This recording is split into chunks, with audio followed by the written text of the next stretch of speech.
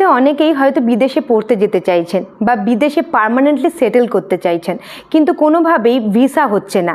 Visa procedure যতবারই হচ্ছে কোনো না কোনোভাবে ক্যান্সেল হয়ে যাচ্ছে, বা দীর্ঘদিন ধরে লাইনে থাকা সত্ত্বেও আপনি কোনোভাবে সেই দেশের পিআর পাচ্ছেন না।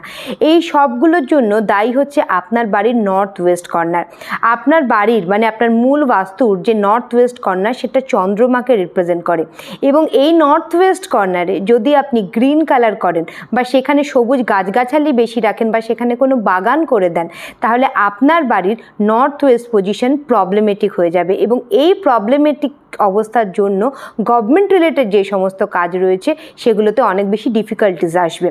কারণ চন্দ্রমার সাথে বুধের যে সম্পর্ক সেটা সক্ষতাপূর্ণ সম্পর্ক নয়। সেই জন্য এই অবস্থার থেকে, এই বাস্তুদোষ থেকে বাঁচার জন্য আপনি নর্থ ওয়েস্ট কর্নারে একটা প্লাস্টিকের বড় গামলা বা একটা কোনো বড় বাকেট নিন, তাতে 1 কিলো চাল নিন এবং তার সাথে 1 লিটার গঙ্গার জল রাখুন এবং 2টো সিলভারের যে কয়েন রয়েছে সেটা রাখুন, বা রূপোর যে কয়েন রয়েছে সেটা রাখুন। লাগাতার 45 দিন রাখুন, দেখবেন আপনি নিশ্চয়ই আপনার ভিসা বা পিআর রিলেটেড সুখবর পেয়েছেন।